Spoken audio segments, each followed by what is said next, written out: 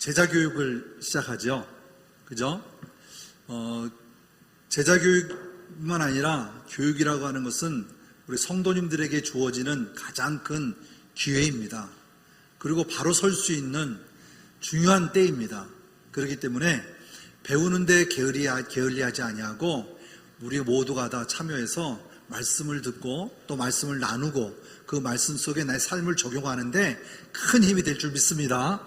이번 주부터 시작되는 우리 제자 교육에 각 참여해서 모두가 다 하나님의 그 사랑을 듬뿍 받는 귀한 시간이 되기를 부탁을 드리겠습니다.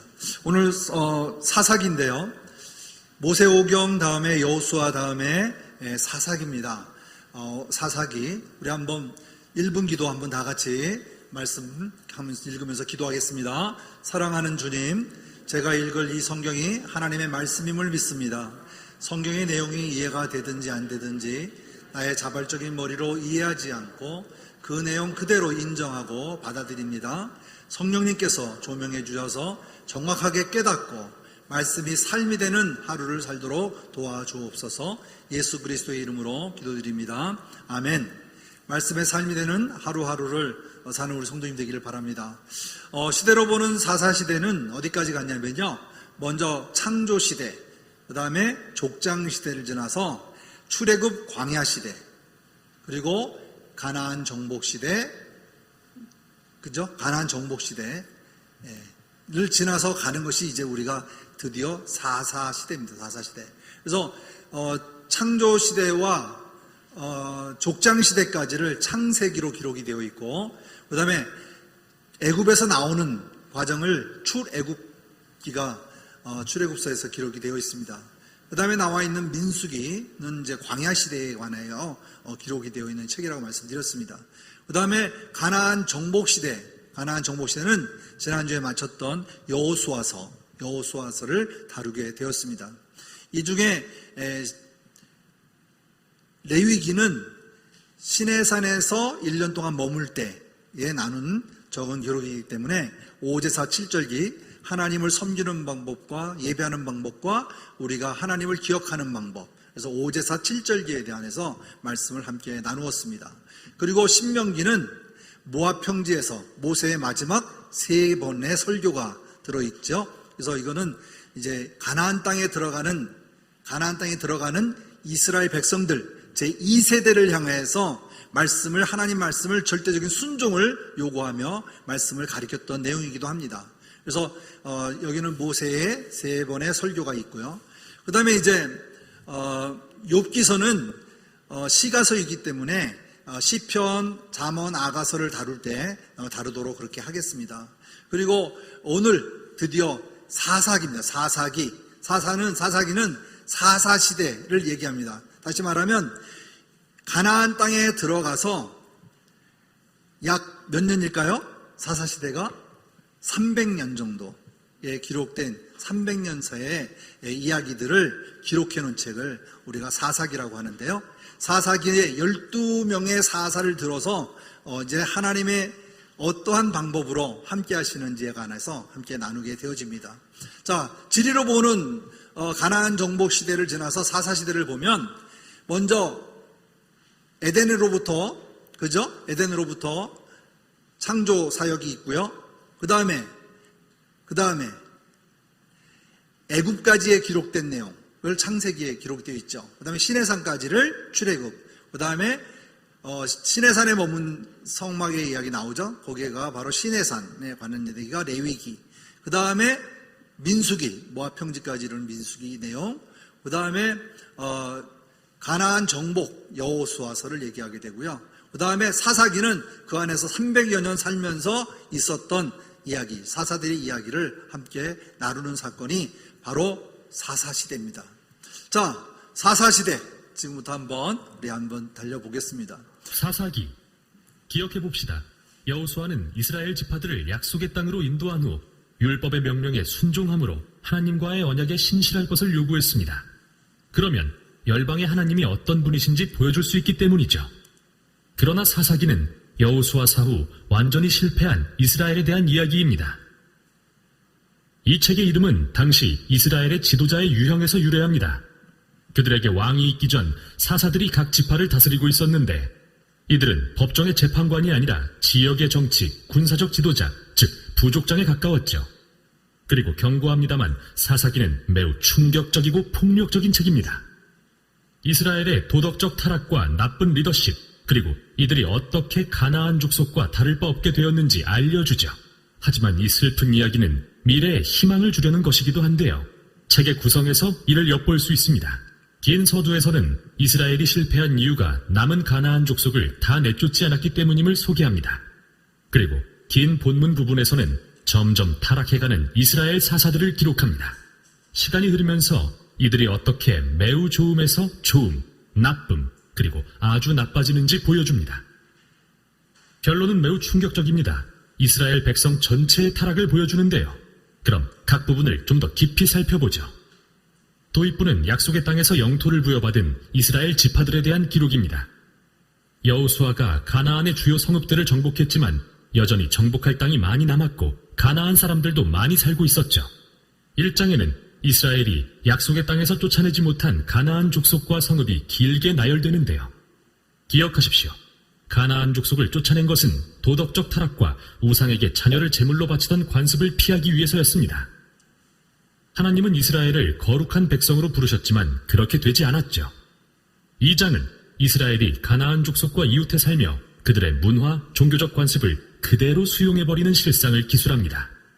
여기서 잠시 이야기가 멈추고 2장의 대부분에서 저자는 앞으로 일어날 모든 사건에 대한 개요를 보여줍니다. 이스라엘 역사에서 이 시기는 하얀 곡선을 그리며 더 나빠지기를 반복하죠. 이스라엘은 가나안 족속처럼 되어 하나님을 거역하고 죄를 범하고 하나님은 그들이 가나안 족속에게 정복과 압제를 당하도록 내버려 두십니다. 결국 이스라엘이 자신들의 잘못을 깨닫고 회개하면 하나님은 이스라엘을 구원할 사사를 세워 적을 물리치고 평화의 시대가 오게 해주십니다. 그러나 결국 이스라엘은 또다시 죄를 짓고 처음부터 다시 반복합니다. 이 악순환은 문학적인 구성이자 다음 부분으로 이어지는 흐름인데요. 앞으로 등장할 6명의 주요 사사들에게서 반복되는 현상이죠. 첫 3명의 사사는 온니엘, 에훗, 드보라인데 이들의 이야기는 서사적인 모험담이면서 피비린내가 진동합니다. 사사 자신 또는 그들의 조력자들이 적들을 물리치고 이스라엘 백성을 구해냅니다. 다음 세 사사들의 이야기는 더 깁니다. 이들의 성격적 결함에 초점을 맞추며 그 정도가 점점 심해지는 걸 보여주죠. 기드온은 시작이 꽤 좋았습니다. 겁쟁이였지만 마침내 하나님이 그를 통해 이스라엘을 구하실 수 있다는 것을 신뢰하게 되죠. 그래서 거대한 미디안 군대를 횃불과 항아리를 든 단 300명의 용사로 무찌릅니다. 그러나 성질이 고약했던 기드온은 전투에서 자신을 안 도왔다는 이유로 많은 동족 이스라엘 사람들을 죽입니다. 이때부터 모든 게 추락하기 시작합니다. 그는 전투에서 취한 금으로 우상을 만들었는데 그가 죽고 나자 온 이스라엘이 그 우상을 숭배하며 다시 악순환이 시작되죠. 다음은 입다라는 사사입니다. 그는 산에 사는 폭력배 같은 사람인데 이스라엘의 상황이 심각해지자 장로들이 그에게 가서 도와달라고 구걸합니다. 지도자가 된 입다는 암몬 족속과의 전투에서 효과적으로 많은 승리를 거두지만 이스라엘의 하나님을 너무나 몰라서 마치 가나안의 우상처럼 여기죠. 전투에서 승리하면 딸을 제물로 바치겠다고 서원할 정도로요. 이 비극적인 이야기는 이스라엘이 얼마나 타락했는지 보여주는데요. 이들은 더 이상 자신들의 하나님의 성품을 몰라 살인을 행하고 잘못된 예배를 드리기에 이릅니다. 마지막 사사인 삼손, 역대 최악입니다. 그는 많은 약속을 받고 태어났지만 이스라엘의 하나님과 관계없는 삶을 살았죠. 문란하고 폭력적이며 오만했습니다. 잔인한 전략으로 블레셋을 이겼지만 스스로는 결코 온전한 삶을 살지 못했죠. 그의 삶은 끔찍한 집단 살육의 장면으로 끝이 납니다. 여기서 잠시 짚고 가죠. 여러분은 책의 이 부분에서 반복되는 주제를 발견하셨을 겁니다. 그건 중요한 순간마다 하나님의 영이 사사들에게 능력을 주셔서 구원의 역사를 이루신다는 것입니다. 하나님이 이렇게 엉망인 사람들을 사용하신다고 해서 그들의 결정 전체 또는 일부라도 승인하신다는 뜻은 아닙니다. 하나님은 무엇보다 자기 백성을 구원하고자 하시는데 함께 일해야 할 자가 타락한 지도자들 뿐이니 그들을 사용하신 것뿐이죠. 이 부분 전체는 상황이 얼마나 악화됐는지 보여주려고 구성된 것입니다. 더 이상 이스라엘과 가나안 족속을 구별하지도 못할 지경이죠. 본이 되어야 할 지도자들도 말이죠. 마지막 부분에 오면 온 이스라엘이 타락합니다. 두 개의 비극적인 사건이 나오는데요. 심장이 약한 분은 주의하십시오. 두 사건은 사사기 마지막에 4번 반복되는 이 핵심 구절에 따라 구성됩니다. 그때 이스라엘에 왕이 없으므로 사람이 각기 자기의 소견에 옳은 대로 행하였더라. 첫 번째 사건은 밀가라는 이스라엘 사람에 대해서입니다. 그는 개인 소유의 우상신전을 세웠는데 단지파가 보낸 사설부대가 신전을 약탈하고 그의 모든 소유를 훔칩니다. 그리고 평화로운 도시인 라이스를 불태워 모든 거주민을 살해하죠. 정말 끔찍한 이야기입니다. 이스라엘이 하나님을 망각하자 힘이 곧 정의가 되고 마는데요. 마지막 사건은 훨씬 더 심각합니다. 성범죄와 폭력으로 점철된 이 충격적인 이야기는 이스라엘 최초의 내전으로 이어집니다. 매우 충격적인데요. 그게 곧 핵심입니다. 이 사건들은 경고의 메시지인 겁니다. 이스라엘이 이렇게까지 파멸에 이른 것은 그들을 사랑하사 이집트의 종살이에서 구원하신 하나님을 배신한 결과입니다. 이스라엘에게는 다시 구원이 필요한데요. 이번엔 자기 자신들로부터 말이죠. 유일한 희망의 빗줄기는 끝에 반복되는 이 말씀에서 발견됩니다. 사사기를 맺는 마지막 문장인 이 말씀. 이스라엘에 왕이 없으므로. 이렇게 다음 책들의 배경이 준비됐습니다. 앞으로 룻기에는 다윗 왕 가족의 족보, 사무엘상에는 이스라엘 왕권의 기원이 기록됩니다. 그러나 사사기는 비극으로서 그 가치가 있습니다. 인간의 실태를 냉정하게 보여주고 궁극적으로 은혜의 하나님이 그의 백성을 구할 왕을 보내주실 것을 알려주기 때문입니다. 이것이 사사기입니다. 네, 사사기의 개요 우리 한번 나눠보았죠. 사사기는 따지고 보면 우리가 왜 개요를 먼저 이렇게 전체적으로 그림을 그려주냐면 이 구조를 알아야 이해하기가 쉽고 한 번 더 들어도 또 반복적으로 들을 때 깨달음이 많기 때문에 이해를 돕기 위해서 먼저 이 개요를 먼저 이렇게 듣게 되어집니다. 개요문은 여러 가지 나와 있습니다. 그 중에 오늘 1장부터 23장까지 있는 말씀 중에 1장과 2장에 대한 사사기의 전체의 구조의 배경을 설명하고 있고요. 그 다음에 3장부터 16장까지는 12명의 사사에 대한 이야기를 하게 되어집니다. 그리고 17장부터 23장까지에 있는 두 가지 사건을 통해서 인간이 얼마만큼 타락해 가는지, 이스라엘 백성들이 얼마만큼 타락해 가야 되는지를 보여주고 있는 것이죠. 그래서 과연 이 시대의 왕은 어떤 왕이 와야 되는가를 설명하고 있어요. 그래서 사사에 대한 모든 행동들이나 구원사는 전부 다 예수 그리스도를 예표하고 있고, 그 다음에 그 사사의 마지막 완전한 왕이 오시는 것은 바로 예수 그리스도님이 오시는 그거를 예표하고 있는 것을 우리가 살펴볼 수 있습니다. 다시 보면 인간의 실패사, 다시 말하면 자기의 소견대로, 자기의 방법대로 인본주의적 사고를 가지고 그대로 적용해 나가면서 하나님도 하나의 종교의 대상인 것 같이 이렇게 섬기는, 겸하여 섬기는 일을 갖게 되어집니다. 이것을 바로 이제 가나안 시대에 있었던 이야기를 우리가 나눌 수 있습니다. 자, 그러면 사사는 그럼 누구일까요? 재판관일까요? 제사장일까요? 그죠? 이렇게 나눌 수가 있겠죠. 제사장도 아니고 왕도 아니고 선지자도 아닙니다. 오로지 우리가 중국의 드라마를 보면 포청천 아시죠? 그죠? 옳고 그름을 판단해서 벌 주는 개작, 무슨 작두죠? 개작두. 그 다음에 호랑이 작두를 갖다 대죠. 범작두 되고. 이런 식으로 해서 판관하는 관계죠. 그래서 여기서 말하는 것은 사사는 뭐냐면 우리가 알 수 있는 바와 같이 오늘 주어진 말씀, 재판관 또는 지도자, 더 나아가서 구원자로 표현할 수도 있습니다. 그래서 이 말씀에 대한 이야기를 보면 히브리어에서 보면 쇼페림이라고 합니다. 쇼페림. 그래서 공의를 유지하는 자. 그래서 따온 얘기인데요. 현대적인 가치로 얘기하면 이것은 순수한 정치, 다시 말하면 군사적인 용어예요. 군사적인 용어. 영적으로 계산하는 것이 아니라 순수한 군사적인 지도자를 들어서 이 이야기를 하게 되어집니다. 다시 말하면 이스라엘의 대적으로부터 그들을 구원하는 역할을 하는 것. 이것을 바로 하나님께서 세우신 사사를 들어서 얘기하는 것입니다. 그래서 2장 16절 말씀에 보면 여호와께서 사사를 세우사 노약자의 손에서 그들을 구원하게 하셨으나 라고 얘기하시는데, 사사를 세우는 것, 그래서 사사기로 이야기하고 있고, 그 다음에 마지막에 구원이라고 하는 개념에서 예수 그리스도를 예표하고 있는 것을 살펴볼 수 있습니다. 그래서 우리 성경에는 한글 성경에 이 사사라고 하는 것은 한자어 성경으로 해서 선비사자, 스승사자에서 사사로 결합돼서 이렇게 말씀하고 있는 것을 볼 수 있습니다. 자, 그렇다면 재판관은 시시비비를 가리는 역할을 하는 것이죠. 그죠? 바로 이것은 이때만 있었던 것이 아니라 모세도, 그죠? 모세가 광야 시대를 광야를 거치면서 그 이스라엘 백성들의 출애굽한 백성들에 대하여 이러한 재판의 권한을 했던 것을 볼 수 있습니다. 출애굽기 18장에는 재판하는 과정을 본 모세의 장인 이드로가 천부장, 백부장, 10부장을 세우는 사건이 바로 여기서 드러나는 건데요. 바로 18장 13절에 출애굽기에 보면 이튿날 모세가 백성을 재판하느라고 앉아있고 아침부터 저녁까지 모택에 서 있는 백성들을 보게 되어집니다.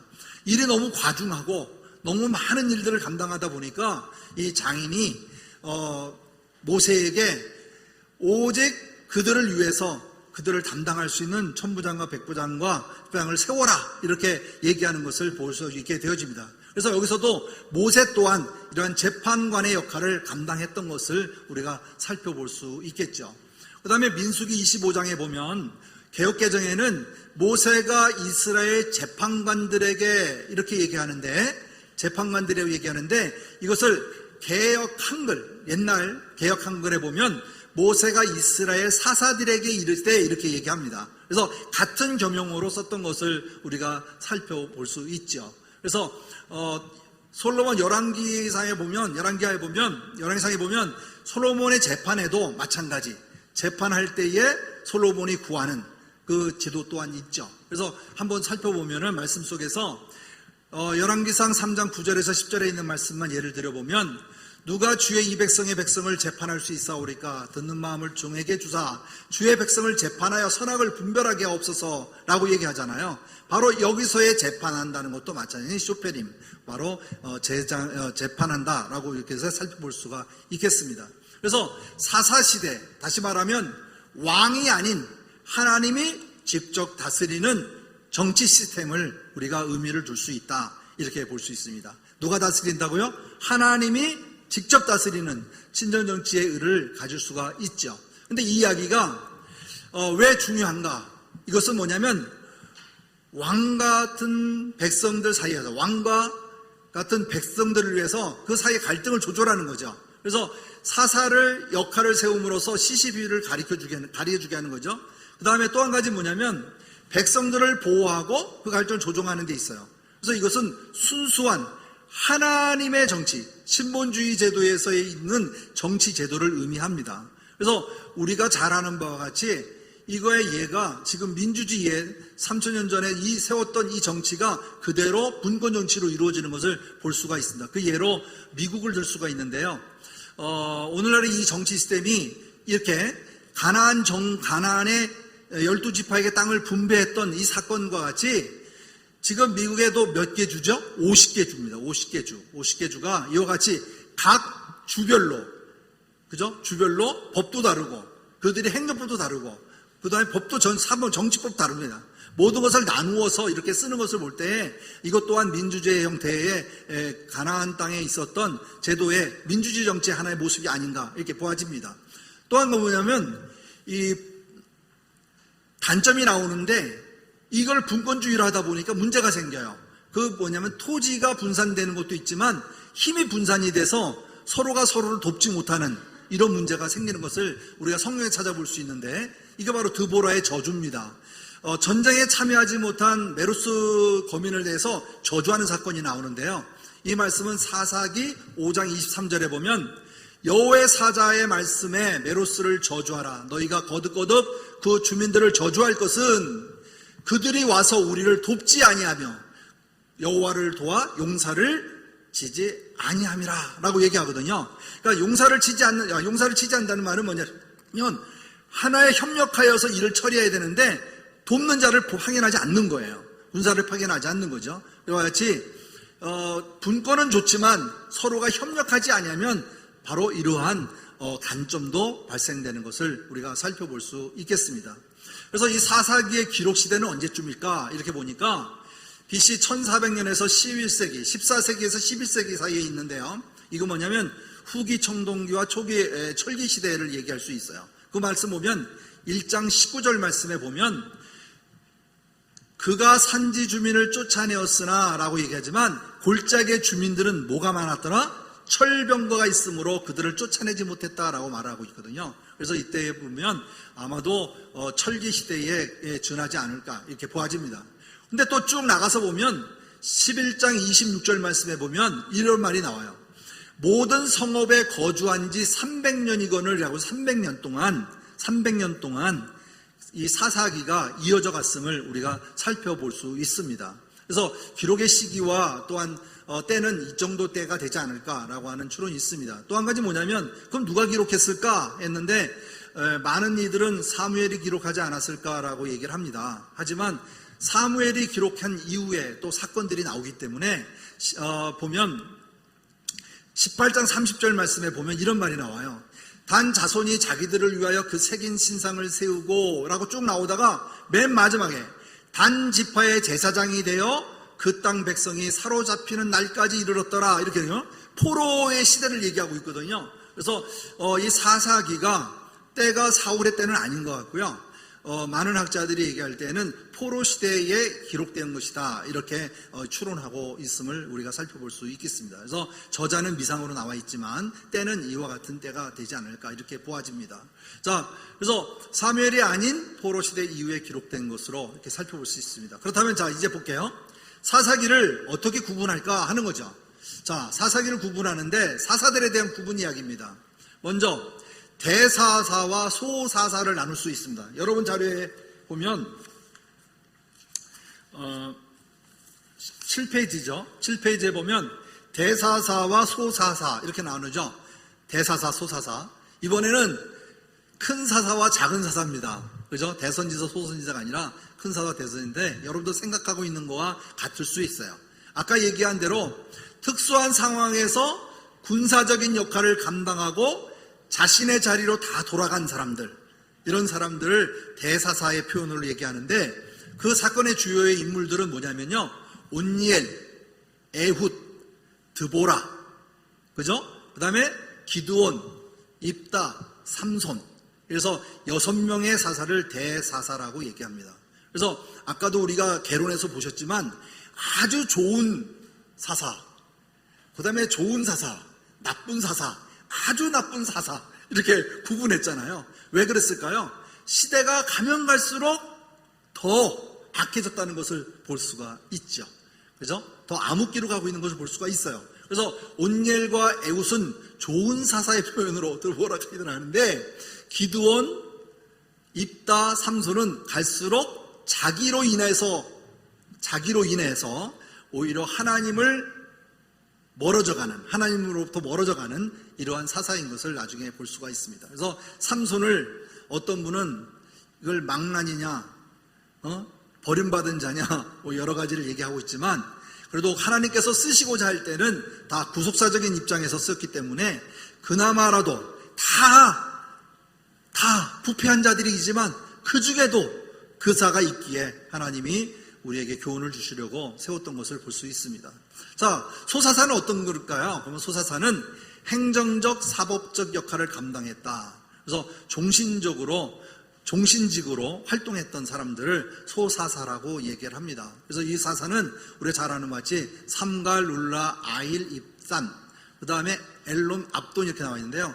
이 사람들이 기록된 건요, 한 절도 있는 것도 있고, 한 절이 된 것도 있고요. 어떤 거는 5절도 안 넘어가는 이런 인물 소개도 있어요. 그래서 이러한 인물들을 대사사와 소사사로 분류되어지는데 대사사는 나중에 선지자, 예언자로 계승되어 가고요. 그 다음에 소사사는 왕으로 계승되어 가는 것을 우리가 앞으로도 계속 살펴볼 수 있겠습니다. 자, 그렇다면 이것을 다시 한번 볼게요. 대사사와 소사사를 구분시킨다면 대사사는 이렇게 온니엘, 에훗, 드보라, 기드온, 입다, 삼손 이렇게 6명으로 되어 있고요. 소사사도 마찬가지로 삼갈, 둘라, 아일, 입산, 엘론, 압돈 이렇게 되어 있어요. 이것은 나중에 살펴보겠지만 12지파를 해서 한 지파씩 꺼내서 대표성으로 세웠던 것을 볼 수가 있습니다. 그래서 12명의 사사인데요. 그래서 대사사는 선지사로, 소서지는 왕으로 계승되는 것을 다시 한번 살펴볼 수 있겠습니다. 자, 그렇다면 사사 시대의 이 사사기의 시대적 배경은 어떠할까 하는 것이죠. 시대적 배경, 여러분 자료를 다시 한번 보시면, 자, 시대적 배경 속에서 살펴보면 하나님 나라의 완성을 이루셨던 하나님, 다시 말하면 국가의 3대 요소, 그죠? 3대 요소, 국민과 주권과 영토를 분명히 이야기했죠. 그 중에 이 이야기가 하나님 나라의 완성으로는 이스라엘의 백성과 하나님의 율법의 통치와 가나안 땅, 영토를 주심으로써 하나님 나라의 완성이 형성된 것을 보고 완성된 것을 볼 수가 있습니다. 그런데 지난번에 얘기 나눴죠. 이것이 하나님의 정치인데 이들이 그렇지 못한 것을 우리가 살펴볼 수 있어요. 그 어디서 살펴보냐? 바로 사사기 1장 시작의 서두에 보면 여호수아가 죽은 후에라고 나옵니다. 여호수아가 죽은 후에라고 나오죠. 자, 볼게요. 그 이후에 7장 2절에, 7장 2절부터 4절 그 이후의 배경을 보면 이렇게 났습니다.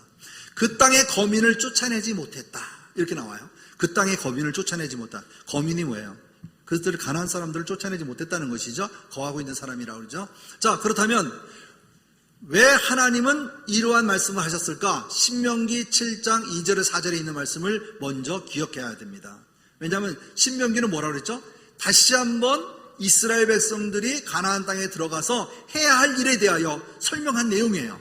그죠? 가나안 땅을 정복할 때 어떻게 정복하라 이렇게 한 건데 2절 말씀 우리 한번 다 같이 한번 읽어볼까요? 내 하나님 여호와께서 시작. 내 하나님 여호와께서 그들을 내게 넘겨 내게 치게 하시리니 그때는 너는 그들을 진멸할 것이라. 그들과 어떤 언약도 하지 말 것이요 그들을 불쌍히 여기지도 말 것이며 라고 얘기했어요. 그들을 진멸할 것이라고 얘기하셨어요. 그러면서도 언약도 하지 말고 불쌍히 여기지도 말라 라고 하시면서 그들과 혼인하지도 마는데 딸도 주지 말고 아들도 주지 말라 이렇게 말하는 거죠. 그죠? 그 다음에 4절 말씀에 보면 내 아들을 유혹하여 그가 여호와를 떠나고 다른 신들을 섬기게 함으로 여호와께서 내게 진노하사 갑자기 너희를 멸하실 것임이니라 라는 결론 부분을 주셨어요. 자, 그런데 결국 어떻게 됐을까요? 그 땅의 거민들을 진멸하지 못했어요. 쫓아내지 못하게 되었죠. 그 이야기가 1장에 그대로 나옵니다. 왜 그런 일이 나왔는지에 대하여 설명하고 있어요. 자, 그 다음에 볼까요? 그렇다면 가나안 땅에 쫓아내지 못한 가나안 백성들과 이스라엘 백성들이 어떻게 됐을까 하는 것이죠. 바로 그 가나안 문화에 동화되는 것이에요. 흡수돼 버리고 말았습니다. 그냥 물들어 버린 거나 마찬가지죠. 그래서 하나님께는 불순종이 되고 전쟁을 해야 되는데 야 우리 전쟁할 볼 필요 있겠냐? 우리 무기 내려놓고 서로 그냥 잘 지내자 이렇게 돼 버린 것이죠. 그러다 보니까 서로가 서로를 그냥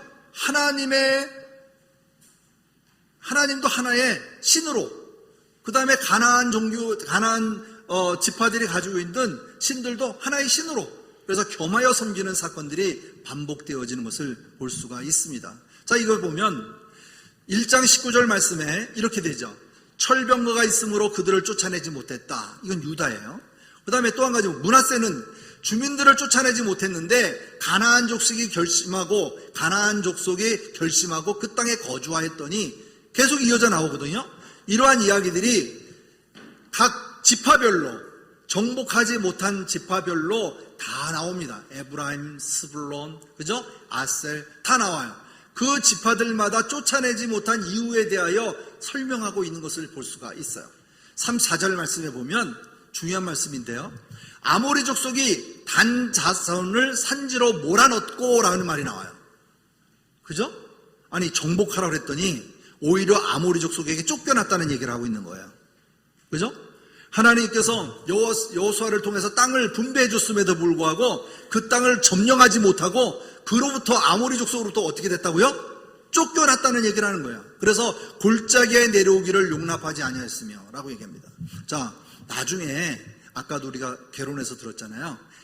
17장 이후에 나가면 단 지파가 단지파가 미가의 집에 가서 그 가지고 있는 그 우상과, 그죠? 이런 것들을 가지고 단으로 올라가잖아요. 그죠? 단지파를 다시 세우잖아요, 라오스에서. 자, 그게 뭐예요? 라기스에 세운 게. 땅을 정착하지 못하니까 정착할 수 있는 곳을 찾으러 떠난 거예요.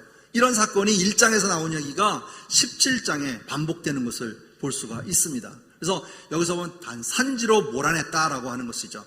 그러니까 오히려 점령하지 못하니까 같이 살지도 못하고 쫓겨나는 사건이 발생되는 것이죠. 그래서 하나님은 이미 이스라엘의 손에 넘겨주셨지만 가나안 족속을 쫓아내려고 하지 않은 이스라엘의 이 혼합된 생활의 모습을 볼 수가 있다 하는 거죠. 가나안에서 바로 이러한 것입니다. 그래서 결국은 이 하나님께서 말씀하신 진멸하지 못했던 일, 그로 인하여 가나안의 풍속과 그들의 문화와 그들의 종교에 흡수되어 버리고 만 것이죠. 좋은 것에 흡수됐으면 얼마나 좋겠어요. 그죠? 오히려 더 안 좋은 쪽으로, 바로 하나님만이 아닌 바로 이것도 좋고 저것도 좋다라고 하는 그런 표현에서 세워지게 된 것을 볼 수 있습니다. 자, 여호수아서 13장에 보면 여호수아가 이런 얘기했죠. 정복하지 못한 지역에 대하여 여호수아가 나이가 많아 늙음에 여호와께서 그에게 이르시되 너는 나이가 많아 늙었고 얻을 땅이 아직도 매우 많이 남았도다 라고 한 얘기를 지난주에 살펴보았습니다. 여기 점으로 펴져 있는 도시들이 바로 점령하지 못한 지역인데요. 나중에 이 일로 인하여서 가나안 정복사가 아닌 이스라엘의 실패사가 되어버리는 바로 이 사건의 전개입니다. 자, 그렇다면 사사시대 시대 중에 여호수아가의 죽음과 그 이후의 세대의 차이가 무엇이 있을까 하는 게 중요한 것이죠. 그죠? 오늘 아까 얘기했잖아요. 1장 1절 말씀이 뭐라고요? 여호수아가 죽은 후에라고 시작되는 단락입니다. 자, 그렇다면 여호수아서 이전에, 그러니까 여호수아서와 사사기의 사이에 있었던 배경 중에는 여호수아가 살았을 때와 또 여호수아가 죽었을 때 어떻게 차이가 있을 거 아닙니까? 그 갭의 차이 속의 문화인데, 여기 보면 여호와가 누구냐? 여호와가 누구예요? 나는 몰라. 백성들이 모르는 거예요. 여호와가 누구인지 아는 사람 했더니 모르겠다고 얘기합니다. 이것은 바로 뭐냐? 완전한 신앙교육의 실패죠. 그죠? 제가 항상 지난번에도 반복적으로 얘기했죠. 레위지파가 해야 되는 역할이 뭐다? 성막도 하고 성전도 지켜야지만 중요한 게 뭐라 그랬어요?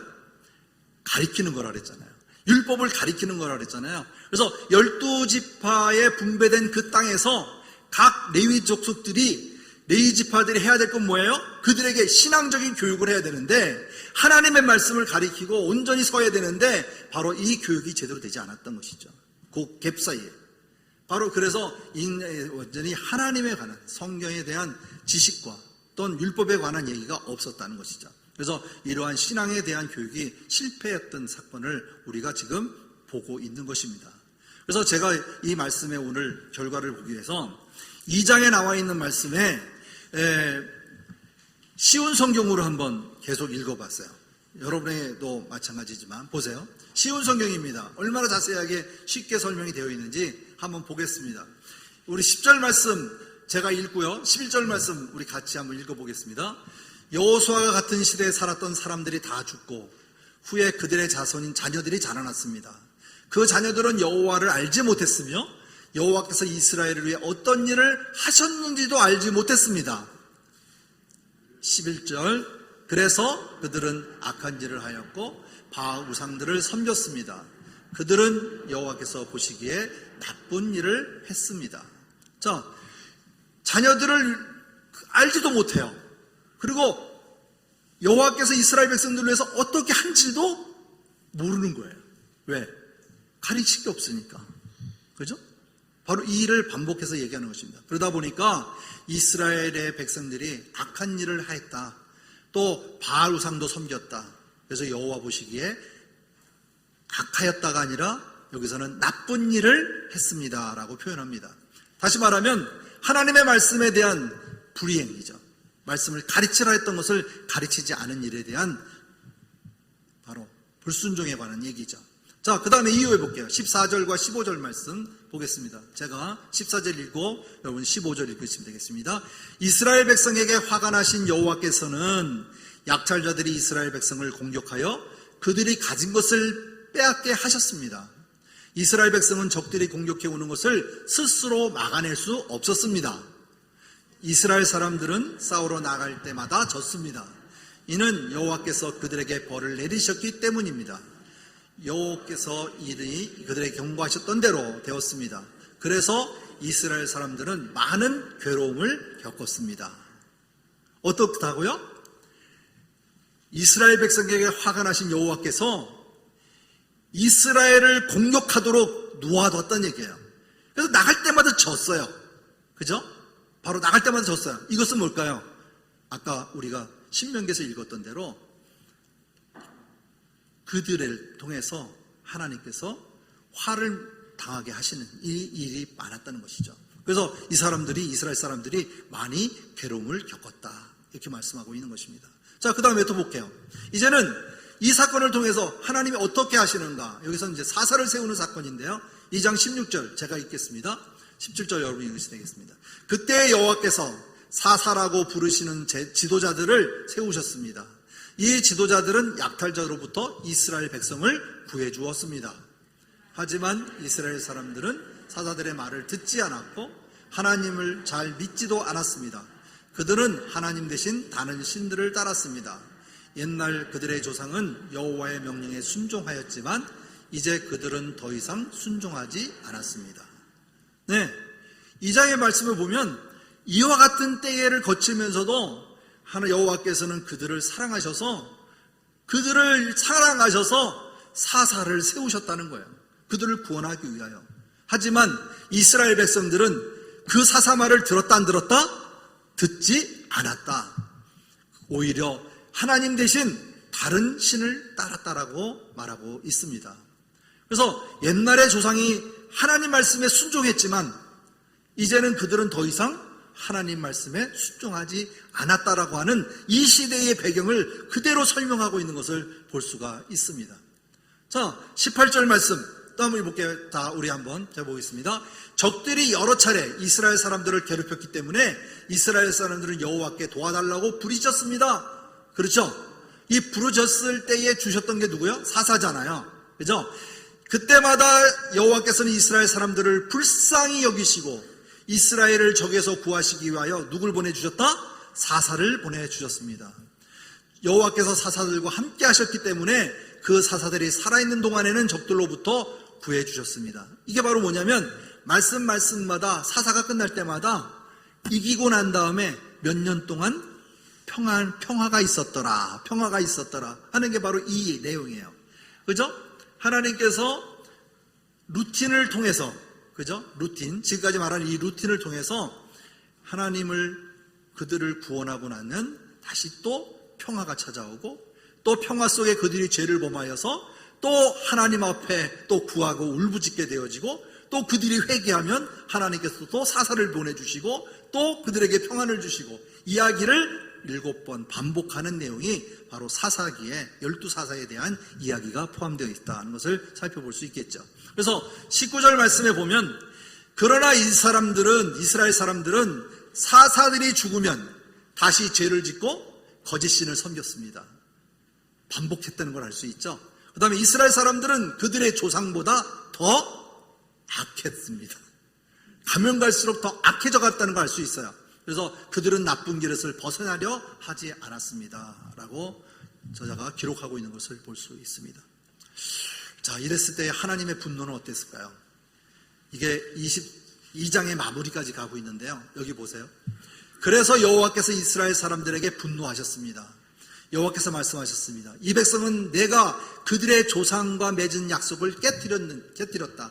이 백성들은 내 말을 듣지 않았다. 21절 여러분 같이 한번 읽어볼까요? 시작. 그러므로 이제 나는 여호수아가 죽을 때까지 정복하지 못했던 민족들을 쫓아내지 않을 것이다. 누가 쫓아내지 않는다고 그랬어요? 여호와께서 너무 화가 나가셔가지고 그죠? 그 약속을 깨트린 것에 대한 대가로 내가 민족들을 쫓아내지 않겠다. 그 쫓아내지 않겠다는 이유가 뭘까요? 그 이유가 22절에 나와 있어요. 나는 그 나라들을 이용해서, 가나안 족속들을 이용해서 이스라엘을 시험하겠다. 그죠? 시험하겠다.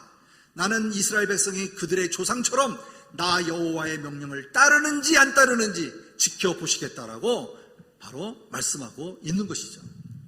자, 그렇다면 가나안 족속이 쫓겨나지 않은 것도 누가 하신 거예요? 하나님이 하신 일이다 라고 하는 것이죠.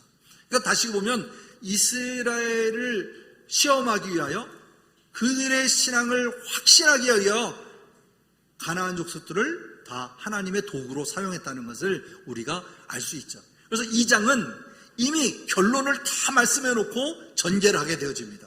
그래서 1장과 2장을 읽으시고 다 전개된 사건에 대한 내용들이, 그 다음에 3장부터 16장까지 있었던 사사들의 이야기를 통해서 하나님이 어떻게 전개해 가시는구나를 알게 되어지고, 마지막 결론 부분 17장부터 23장에 있는 내용을 가지고 얼마나 개인적으로 지파별로, 그리고 족속 자체가 얼만큼 악해졌는지를 사사기가 이야기하고, 과연 이 땅에 진정한 왕이 누구실까? 그 왕이 오기를 기대하는 그 마음으로 이 사사기를 마치게 되어집니다. 자, 그럼 하나님의 결단 23절이죠. 2장의 마지막 절입니다. 우리 한번 다 같이 한번 읽어볼까요? 시작. 여호와께서는 나라를 내어쫓지 않고 그 땅에 머물러 있게 하시니 빨리 쫓아내지 않으셨습니다. 여호수아의 군대가 그 나라를 물리칠 수 있도록 도와주지 않으셨습니다 라고 나오죠. 그래서 우리가 이 말씀에 개역 개정으로 보면, 개역 개정을 이렇게 얘기하십니다. 여호와께서 그 이방 민족들을 머물러 두게 하사 그들을 속히 쫓아내지 아니하였으므로 여호수아의 손에 넘겨주지 아니하셨더라. 결국은 남은 땅이 많이 남았다라고 하는 것은 이미 하나님께서 그들을 쫓아내지 아니하고 머물게 하시고 도와주지 않았다는 사건이 여기서 표현되는 것을 볼 수가 있습니다. 바로 이 사건을 통해서 우리가 사사기의 이야기를 알게 되어지는데요. 그래서 이 말씀을 통해서 보면, 이전은 하나님의 말씀에 사랑과 순종으로 그들이 섬겼다면 이후에는 하나님을 신뢰하지 않았다고 하는 것을 우리가 볼 수가 있습니다. 자, 그렇다면 가나안 족속을 남겨두신 이유가 뭘까? 이스라엘 백성을 시험하신 이유가 우리가 말씀에서 읽었죠? 그걸 다시 한번 정리하면, 전쟁의 경험이 없는 이웃 세대에게 싸우는 법을 가르치기 위해서. 그래서 3장 1절과 2절 말씀에 보면, 가나안을 차지하기 위해 전쟁을 해본 경험이 없는 이스라엘 사람들을 시험하려 하셨다. 누가? 여호와께서. 그죠? 그리고 여호와께서 그 나라들을 그 땅에 남겨두신 단 한 가지 이유는 이스라엘 자손에게 가르침을 주시기 위해서였다. 여호와께서 전쟁을 해본 경험이 없는 이스라엘 백성에게 싸우는 법을 가르치시기 원하셨습니다 하는 것이 첫 번째 시험하시기 한 이유였고요. 두 번째 이유는 뭘까요? 바로 명령에 대한 순종하는지 안 하는지 그 여부라고 그랬죠. 그래서 3절과 4절에 이 말씀이 나와요. 여호와께서 쫓아내지 않은 하고 그 백성들에 대한 얘기를 하고, 4절 말씀에 그들은 이스라엘을 시험하기 위해 그 땅에 남겨진 백성들이 있었습니다. 여호와께서는 이스라엘 백성이 모세를 통해 이스라엘의 조상에게 내린 명령을 순종하는지 알고 싶어 하셨습니다. 그죠? 2장에서 얘기했던 내용이 4장에 시험하신 이유를 자세하게 기록하고 있는 것을 살펴볼 수 있겠습니다. 그래서 이 사사시대의 시대적 배경을 이렇게 보면 7회마다 율법을 계속 낭독해 주라고 하는 신명기 31장의 말씀이 있어요. 언제? 바로 초막절이 다가오면 이 초막절에 이 사사기에 있는 이 율법을 낭독해 주라고 되어 있는데요. 그 율법이 뭐냐면 바로 이 말씀이에요. 우리가 늘 지난번에도 말씀드렸던지 31장 1절부터 13절에 있는 말씀에 보면, 내 여호와 그가 택하신 곳에서 모일 때에 율법을 낭독하여 온 이스라엘이 듣게 할지니, 그죠? 듣게 하라고 그랬죠? 남녀 어린아이와 내 성 안에 거류하는 타국인까지 모이고 그들은 듣고 배우고 내 하나님 여호와를 경외하며 이 율법의 모든 말씀을 지켜 행하게 하고, 그죠? 그 다음에 이 말씀을 어느 때 해라고 그랬을까요? 요단을 건너가서 차지할 땅에 거주할 동안에 이 말씀을 알지 못하는 그의 자녀들에게 듣고 내 하나님 여호와를 경외하기를 배우게 할지라 했어요. 그래서 이 세대에게도 얘기했지만 결국은 어떻게 됐어요? 여호수아가 죽고 난 이후에 그들은 이 일을 게을리 했다는 것이죠. 바로 이러한 일로 인해서 사사시대의 시작과 가면 갈수록 더 타락해가는 이스라엘을 바라보게 되어집니다.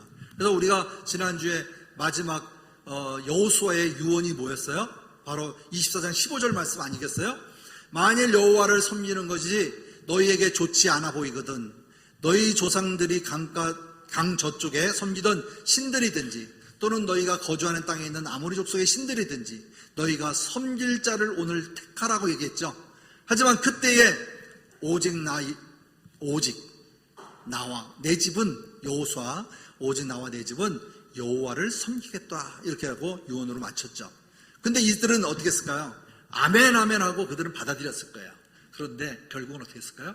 하나님의 말씀에 대한 이 말씀이 결국은 순종하는 믿음으로 끝나야 되는데 이들에게는 그렇지 않았다는 거죠.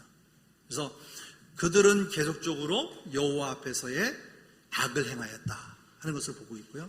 4장 1절에도 마찬가지 여호와 목전에 악을 행하였다. 그 다음에 여호와의 목전에 또 악을 행하였다. 바로 7년 동안 미디안 손에 넘겨주는 사건을 이야기하고요. 10장 6절에는 또 다시 여호와의 목전에 악을 행하여라고 얘기합니다. 계속적으로 악을 행하였다라고 하는 이 말씀을 통해서, 그죠? 이 말씀을 통해서 하나님 여호와를 잊어버리는 사건, 그리고 바알과 아사레를 섬기는 일로 변해가는 것을 볼 수가 있습니다. 자, 그렇다면 하나님의 말씀을 망각한 때, 이것은 결국 이제 우상숭배의 사건으로 우리가 결론을 짓게 되어집니다.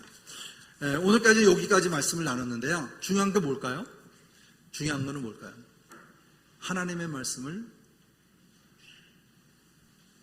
가리키는 것에 대하여 감사하게 생각해야 합니다. 저는 율법을 강조하는 것은 아닙니다. 왜냐하면 율법의 완성은 곧 예수님의 사랑의 완성이기 때문에. 하지만 율법의 완성을 알기 위해서는 우리가 율법을 모르선 안 돼요. 그리고 다음 주 주일부터 시작되는 제자 교육이 왜 필요한지 여러분들이 알아야 돼요. 하나님의 말씀을 모르고서는 바로 설 수가 없고, 말씀을 잊어버리면 결국은 어떻게 된다? 실패로 돌아가는 거죠. 바로 이러한 사건, 앞으로 다룰 이 사사기 사건을 통해서 크게 다룰 겁니다. 소사사에 대한 얘기는 그냥 여러분 나르는 자료로 가고요. 대사사의 이야기만 몇 사람만 다루는 것으로 이렇게 하려고 합니다. 그래서 다음 주에는 이 사사기의 사사의 구조와 그 다음에 인물들을 살펴보면서 살펴보고자 합니다. 그래서 앞으로 주어진 시간 안에 우리가 사사기를 다룰 때 진정한 왕이 누구일까? 진정한 왕을 우리가 기대하는 이런 마음을 가지고 우리가 함께 공부에 임했으면 좋겠습니다. 오늘도 말씀에 게을리하지 아니하고 참여하신 우리 성도님들 진심으로 감사드리고, 우리 학생들 화이팅! 우리 학생들을 위해서 박수 한번. 네, 어렸을 때에 아는 것이요 평생 갑니다. 아까 우리 목사님 시은인가요? 네, 성경 암송한 거를 영상으로 찍어와서 틀어주고 그걸 봤어요. 어린 아이 때에 암송한 것이요 나이 먹어서도 갑니다. 지금 외우면 다 잊어버려요. 그러니까 암송하는 것을 많이 할수록 좋아요. 하나님 말씀을 머리에 가슴에 담고 그 말씀대로 살아가는 우리 모두가 되기를 주님의 이름으로 부탁합니다. 기도하겠습니다. 사랑의 아버지 하나님, 고맙고 감사합니다. 오늘도 말씀에 순종하여 살아가는 우리 모두가 되기를 원합니다. 아버지 하나님이여, 진정으로 하나님의 말씀 속에 진리가 무엇인지를 우리가 느끼며 또 하나님의 살아 역사하심을 알아가며 우리가 늘 감사하며 살아갈 수 있도록 축복하여 주옵소서. 이번 주부터 시작되어지는 제자 교육을 통하여 한 걸음 더 주님을 알아가게 하여 주시고 나의 삶이 그대로 적용되어져 가는 우리 모두가 되도록 축복하여 주옵소서. 주께 모든 것을 감사드리며 예수 그리스도의 이름으로 기도드리옵나이다. 아멘.